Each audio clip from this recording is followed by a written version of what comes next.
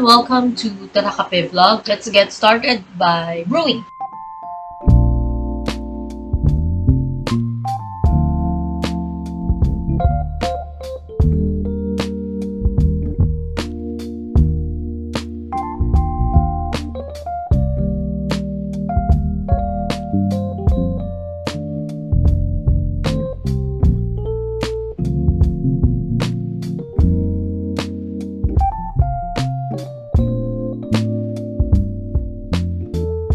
I know why you clicked this. I just had my siesta. And this is my afternoon coffee. The topic for this afternoon would be how to start. Paano ba magsimula? I want to introduce myself. I'm Yen of Baybayin. If you are interested to start something this year and also to learn more about our local brands and products or small businesses here, or if you are one of those small businesses and local brands and you wanted to start this year, I advise you to click the subscribe button and get ready. Tara kape! Don't worry, chill pa rin tayo dito, kape-kape lang tayo dito, but I wanted to discuss, I think this is 4 minutes, so, hindi ko tinimer. Wait, sige, makakaita yan. Mas matagal, mas okay, I think. So, yeah, I prepared something for you, a list of things na I believe you will need if you want to start something this year. So, how to start? I have here resources, skills, goals, and your why. Okay, let's start with resources. Check muna natin if okay to while I'm discussing yung process or yung mga nilista ko kanina. For now, since nahalo na natin siya and nandun na siya, I'm not a coffee expert. I'm just learning this from my friends who are really into the business of coffee brewing and such. Press ko na siya kasi French press siya. Okay, tayo lang natin siya. First is the resources. Importante din kasi yan. But there's also something about resources later. So with resources kasi, ito yung mga materials mo na kailangan mong gawin. Syempre, ikaw lang naman yung nakakaalam kung ano yung gusto mong simulan ngayong taon. Diba? So, ikaw lang yan, si Lord, pamilya mo siguro kung may na-share ka, boyfriend mo at friends mo. And ikaw lang din ang nakakaalam kung ano yung mga resources na meron ka na or yung mga materials na meron ka na nandyan lang sa tabi-tabi. For example, sa akin, if you wanted to start a vlog, if meron ka ng camera, if you have a good equipment just for you to record a vlog, okay yung sounds, okay yung video, then go for it. Especially if may camera ka talaga for vlog. Wow! As in, sobrang galing yan. Pero it doesn't limit you if ever na yung camera mo is not just, kunyari meron tayong kasing standard na dapat ganitong camera na muna before ako mag-vlog. So I hope it won't stop you there. If you really want to do a vlog and you have equipment that can start you or help you to launch it, why not, diba? If you are a startup, a business, and you wanted to, okay, gusto mo naman magkaroon ng craft. If you have the scissors, if you have the workspace, kahit hindi naman bongkang workspace or studio, kung meron ka lang space sa bahay mo, kung saan ka pwede maggupit-gupit or mag-trim, kung may holder ka, there, you have your tools already, diba? So, resources. If you have this, check mo. Just step backward, then look around. Maybe you are missing something. Maybe parang may isang equipment dyan na sitting lang for a long time. Pero di mo parang tinatawag ka na, hoy, gamitin mo. Ganyan. Maybe, ganon. When it comes to resources kasi, it should be available for you. Kasi it will make your goal or things convenient for you. Okay, ayan. So, I think okay na siya. Pwede natin siyang i-pour. Nakakatuwa kasi nilipat ko na kayo dito sa unahan ko. Kasi nakakataba yung angle doon. Mataba na nga ako eh. So, I think this is 8 minutes. So, ito na siya. Tiyanin! Natutunan ko kasi na parang hindi masira yung glass. Mas okay kung plastic yung ano. Hindi ko alam kung nag-sugar kayo sa coffee. Pero ako kasi, may time na para mas ma-appreciate ko. Sabi ko nilalagyan ng coffee. Ay, ng sugar. Para mas na-appreciate ko yung tapang. Sarap. Siyempre, add sugar to taste. Okay? Sarap. By the way, I used Mountains and Valleys Barista Blend, Chocolate and Coffee. Marami silang meron silang tableya pa. This was also a Christmas gift, exchange gift ng mga magtotropa. So, ito yung wishlist ko. So, yun. You can order Mountains and Valleys sa Shopee. I'll further give details about Mountains and Valleys later. But for now, let's go to the topic. Okay, second is the skills. Okay, skills. So let's check the first one. okay, meron na akong equipment, meron na akong tools, and I'm using it. Okay na, may nakita akong tools na feeling ko kaya kong gamitin or kailangan ko sa gagawin ko na to. Check na natin to. Yeah, check. Next is the skills. Skills, syempre, marami siya. Sobrang broad ng skills. For example, sa akin, sa design, so, yun yung skills ko, yung design. Yun yung sigurong nagagamit ko mostly, syempre, kasi yun yung meron na ako. Hindi na ako kailangan mag-hire ng mga designer or artist. But sa simula kasi, parang kaya ko namang gawin yung paggagawa ng logo, kaya ko naman gawin yung paggagawa ng social media collateral, ganyan. So, yun yung sa akin. Yung iba naman, ang skills nila ay sales. Skills din kasi yun, how you sell your product, not just to friends and families, but to people or na you don't know. So, it's a skill, and I think there are certain people that has that natural skill into engaging their products to people with or without proper knowledge or proper course. I don't know. Parang ano siya, inborn siya. Hindi lang siya dahil nakapag-aral. Merong natural din yun. So, if you believe, comment down below. Managerial skills din. What else? Communication. Siguro that's something that I also wanted to share yun because I think I have that skill. So, hindi naman siguro ako mag-vlog kung hindi naman part yung communication. To be honest, kaya talaga ako nag-IT. It's because of Friendster. Doon nagsimula lahat. Then I thought that was the whole thing about being an IT. Little did I know na grabe, mas grabe pa pala. Yun yung sa skills. At saka ito pa, may mga natural skills na pagkapanganak mo nandiyan na yun sa'yo.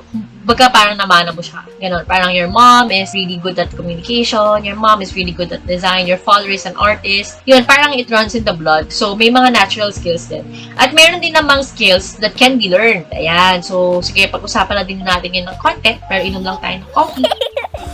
Yung mga skills na pwedeng matutunan is something na, for example, ako encourage din na matutunan yung design at saka yung coding. So, marami kasing school that offers like 2-hour or 1-week courses. Especially ngayong pandemic na everything is online already. Matutulungan ka ng mga schools na to na talagang may courses na sila on that particular subject. Ako yung calligraphy, that's something na I didn't study in college. So, that's something that I studied way back 2016, I think, because of ABC. So, siya talaga yung to share the story. It's because I was just invited by my best friend, Dana Balahadia.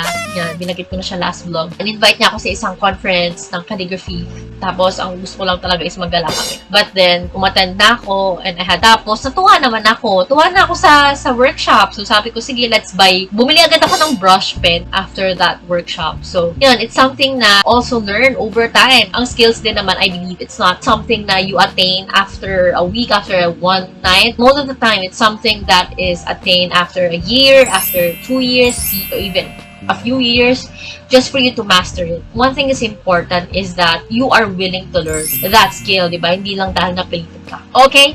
So, yeah, the skills. So, you got the resources, you got the equipment you need, you got the skills. Syempre, most of the time, magkasama sila. Para magamit mo tong resource na to, kailangan mo ng skills. For example, photography.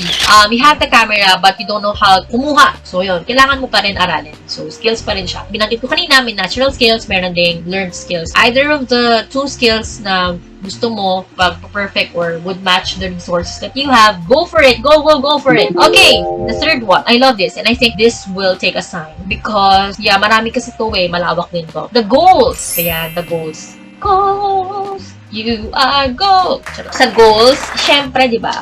Kapag meron ka ng resources and skills, siguro it will take you time. Depende naman sa'yo yan hindi kita binamadali. Like, for example, 1 month ago. But yun nga, if you wanted to start this year, you have a short-term, magiging short-term goal siya. Dalawa din kasi yung types ng goals. You have the short-term goals, and then the second is the long-term goals. Okay, for the short-term goals, these are the goals that you wish to attain or you target to attain for a shorter period of time.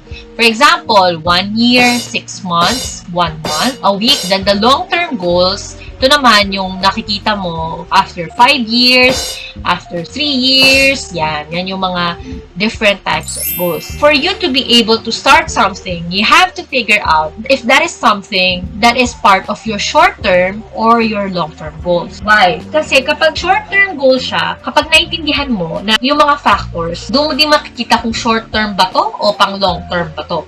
For example, gusto mong yumaman. Ganyan, gusto mong yumaman gamit yung business na yun. For me kasi, that's something na long-term, di ba? And for some, siguro kung talagang mayaman na kayo or may nasimulan na kayo, I think that would not be a problem, yung pagiging mayaman. Pero for me, that's gonna be a long-term goal because mahirap kumita ng pera. So, yun, long-term goal siya for me. Short-term naman is, for example, to study, to finish a course. Yes, diba, usually ang course 6 months lang, 1 year, ganyan. And it's something that is real. Madalas yung short-term goals, yun yung mga alam mo, hawak mo yung timeline. Long-term goal, ito yung mga goals na alam mo na hindi mo kailangang magmadali. Pero part siya. Kasi you're seeing it 3 years from now. So, in everything that you do now, it will affect pa rin after yung decision that you are making. Somehow, reflects pa din dun sa nakikita mo o yung nag-envision mo after 3 years. So, yun yung long term. For example, yun nga, pagiging mayaman. So, the way you behave now is that you will be not spending so much sa milk tea at sa mga kung ano-anong bagay. Kasi you wanted to be rich. Diba? You wanted to be rich and smart. Yan, not just rich, period. For example, the short term, a month. What are your target things? What are the little things or the daily things that can contribute to a larger, parang large For example, ito yung long-term goal mo, your short-term goals. This is your long-term goals, short-term goals, and this one is your daily habits. So, your STG, your long-term goals, and then your short-term goals, yan, sa gitna, and then the daily habits. What builds the short-term goals? It's actually your daily habits. Sige, tanongin kita ngayon, what do you do to eat except sa manood sa vlog ito? Well, ikaw pa rin na nakakaalam yan. If your goal is for 6 months, ganyan, hopefully, meron kang in-invest na time. Yun, isa pa palang resources si time. If you have the time to do that already. For example, natapos ka ng 3 o'clock ngayon sa work since work from home, and then you have another 2 hours left for the day since may araw pa. Then you have 2 hours worth of investment of time to a certain things na you wanted to do or things na you wanted to start na unti-unti. So that's another resources. Even people, connection, there are also resources. Community, there are also resources. Every factor that can add something to things or goals mo or things na you wanted to start is a resource. Internet resource. So if you have free Wi-Fi, make use of it. Di lang sa trabaho, pero use of it as something na pwede mong gamitin pang-enroll, pang-search. Daily habits, for example, ano yung araw-araw mong ginagawa na makakapag-add dun sa goal mo? Sige, magbebenta ka ng shirt. What are your daily habits for you to accomplish that? It could be something na nag-explore ka. Paano yan kung nag-search na ako ng video? That's also another, kasi you're making use of the time, and a time is also a resource as I mentioned before, di ba? So, you're making use of a time, especially if, 1 hour ka nanonood. You are investing already 1 hour of your time in a day, tapos gawin mo siyang everyday sa isang linggo, tapos naging 31 days siya or 21 days, then it's part of your daily habits. Habang ginagawa mo yun, you're unaware na accomplish mo na yung short-term goals mo. Ito yung mga daily habits mo, ito yung mga everyday mo. Tapos, part na siya ng short-term goals. I think there are other explanation on goals, so you can go ahead and search about that. Magkakaroon tayo ng highlight kung ano yung mga products na ginamit natin. This afternoon, and yung mga products na ipapromote, local brands na ipapromote ko. First, we'll start with our coffee kung ano ginamit natin kanina. Mountain and Valleys Barista Blend yung binili ko sa kanila. They are also on Facebook and on Shopee. Check them out. Meron din silang flavor like vanilla hazelnut, butter caramel, barako mocha. And they also have drip coffee, like yung coffee drip na ginamit natin ng first vlog. They also have tablea. Kuya Pao, hello po, and Ate Cookie.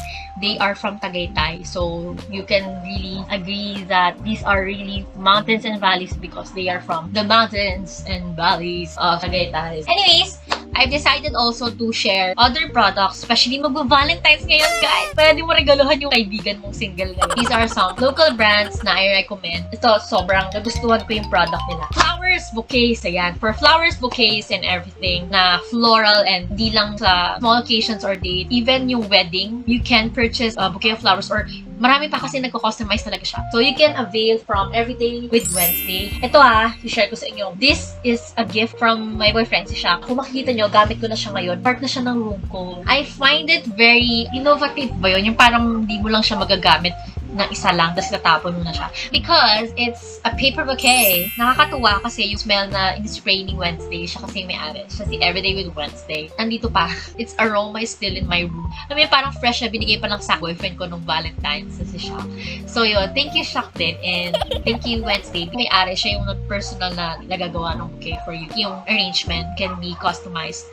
So you can just message her online. Tignan mo, ginawa ko na siyang, nilagyan ko na siya ng base. It's part of my room and I love it. Marami pa silang paper products na you would really love giving. So much of Everyday with Wednesday. Let's move on to another gift na you can give, not just partner mo na babae, pero yung partner mo din na lalaki, is from Local Bits. I got this from Local Bits. I bought this for myself as a gift. It's a bamboo tumbler, insulated bamboo tumbler. And this one is my design. It's my kapwa baybayin pattern that I made 2019. I also partnered with them. So if you wanted to have your own baybayin like this that has pattern, you can message me as well. And I can do that for you. Or if you wanted to have a different design, hindi baybayin, like name talaga, kunwari pangalan ng boyfriend mo, pangalan ng girlfriend mo, you can make, parang you can just send it to them, yung name, sila yung mag-engrave for you, and pwedeng sila din yung mag-deliver dun sa tao since nasa pandemic tayo. And yun, so yan yung loob. Yay! So, nabagit ko naman lahat from Thank You Mountain and Valleys. These are not sponsored though, but it's just my way of sharing and promoting the local products. Mountains and Valleys, Everyday with Wednesday, and Local Bit. For another vlog, I will also feature another batch of local products that you can purchase and gift ideas you can buy for your loved ones this Valentine's season. So, okay, meron na akong resources. Now have the skills. And then, my goal is for me to launch a printing business in 6 months. Check na tayo? Check! Check na tayo sa goals. We are down to our last item sa ating list on how to start or paano magsimula ng something this year. The last one is your why. Why? Or Tagalog ay bakit? Ito yung bagay na magbabalik sa'yo kapag nawawala ka na sa tatlo na to. For example, you have your resources and then you enrolled in a course. And then may goals ka, you're very specific with it. But if this part is not clear with you, sayang itong tatlo. As I've mentioned before, I don't just want you to start something because you are pressured to do it. Worst case, if you are going to start just because your friends are starting or just because feeling mo na paghulihan ka, or worst is nainggit ka or something, gusto mo din mag-try. Bakit nga ba? Why? These are things that can bring you from point A to point Z. This will be something na mag-fuel ng mission, vision, goals, values, and how you deal with your business. How you wanted yung willingness mo, eagerness mo, hardships mo na hindi mo masyado makikita just because of this. Every time you will feel weak, every time you will feel hopeless, every time you will feel discouraged, as long as tumingin ka lang sa why mo, you'll go back automatically. Kaya may heart dyan. This has to be in your heart. Ito yung bagay na pag tinatamad ka, na rin natamad ka talaga gawin, or natamad ka mag-tutorial, natamad ka natamad ka mag-aral, natamad ka magbigay kahit isang oras sa goal mo. Ito yung magbabalik sa'yo. So, important ito. Why am I doing things? What's my purpose? Why am I here? So, it's something na I've been praying for. If you are a student, yun din yung mag-push sa inyo to study harder. Not study harder, but study smarter. Kasi that's two different things. Pag study hard, you are just stressing yourself out, but you don't have a goal. So, this is something that will drive this to work. When you have this form, I think you're good to go. But before anything else, yan, sa purpose tayo sa why. For purpose kasi, if you know your purpose, this 4 will not be difficult for you to determine what are the resources you will need, what are the skills you wanted to have, what are the goals that you will set, and what is your why. Do you know your purpose? Yung purpose is something na nakadikit na sa'yo pagkapanganak mo pa lang. It's not something na sinet ng someone. Pwede kasi sinabi ng parents mo, you'll be a doctor. You're doctor yung parents mo. O ikaw dapat doctor ka din. Or your tita, dapat hindi ka artist. Dapat ikaw ganito ka. So, they are not the person. Sorry, tita, mama, papa. Sorry. People around you are not the one who will set your purpose for you. Because it has already been set.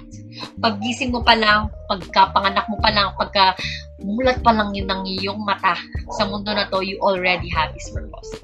And your goal in this lifetime is for you to figure this out. So, for you to figure this out, it will reflect already itong apat to. So, you have to be clear sa purpose mo. These are the things, the daily things na would bring you closer to the longer term. Yung palang mga pangarap natin is just recipe to the larger purpose, because the purpose is larger pond of our entire life. This is why we exist. And because of that, I wanted to share a verse that helped me every time I will be lost of my purpose. I wanted to share Ephesians 2 verse 10. For we are His workmanship, created in Christ Jesus, unto good works, which God prepared beforehand that we should walk in them. So ako kasi, I believe that everything that we do now is not accidental. It's something that is predetermined. It's something that is designed before us, and we do not need to stress out what path do we need to take, because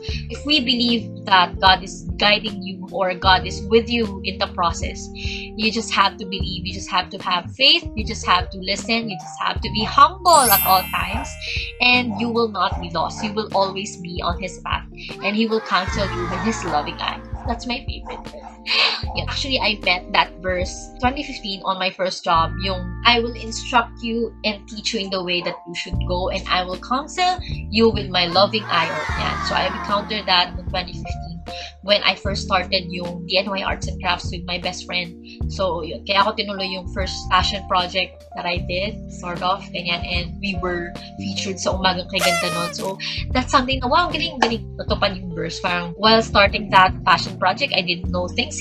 Bago lang ako sa calligraphy. Tapos, I just got connected with the community. So, I think that's something na hindi lang ako yung may gawa. So, I think that's God guiding me on how to do things. We are His workmanship. If workmanship ka ng someone, for example, di ba yung cellphone? Yung phone, di ba, hindi naman siya ginawa lang. Di ba, iba-iba yung phone? Yung uniqueness nila is how they operate, what are their features, and what are their capability, and also their limitation. Phone natin, di ba, iba-iba siya ng model. So, ganun din tayo. Yung skills natin, hindi mo kailangan mainggit kung siya mayroong skills na ganito, ikaw wala. It's because you have a different purpose with this person and goal, or yung pinaka finish line, ganyan. Hindi kayo parehas. So, you don't need to rush yourself, and even the timeline, that's the reason why you are not too late or too early to do something. It's because, yun nga, partly, yung time dyan, yung timeline mo is also a recipe, a great recipe in everything na niluluto para sa'yo. If you feel like you're way behind, para simulan mo pa yung bagay na to, di ba, mag-isimula ngayong taon, pero feeling mo super behind ka na sa lahat.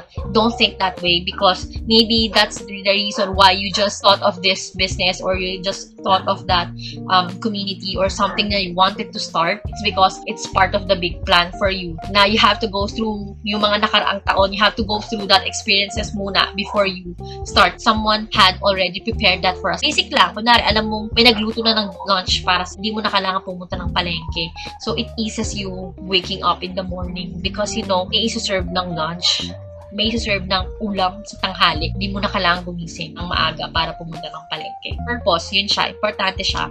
On top of everything here, it's because paano magsimula, know your purpose talaga. It doesn't mean that you will need to know that in a week. Along the way, as you do this, as you discover the resources, the skills, the goals, and the why, I pray that you will also know the purpose unti-unti. And these factors will show you and give you a glimpse of your bigger purpose, why you exist. Okay? Thank you again for joining me sa isa na namang kape session, and I hope nag-enjoy ka. If you want to be part of a community of beginners like me, I invite you to join our little community called Tribo Startup Community. Nasa Facebook. It's a private group na you can find at Baybayin. Lalagay ko na lang din dito yung Facebook page ko. Tapos from there, may community. Go click mo yon, and then sa loob ng groups, nandun si Tribo Startup Community. It's a private community because I wanted to relate and serve group of people first before really expanding it and bringing it into public. And if you have enjoyed this coffee session and you've learned something, don't forget to click subscribe and click or the bell icon to get notifications whenever I upload something. So I'll see you to our next coffee session. Bye! Thank you!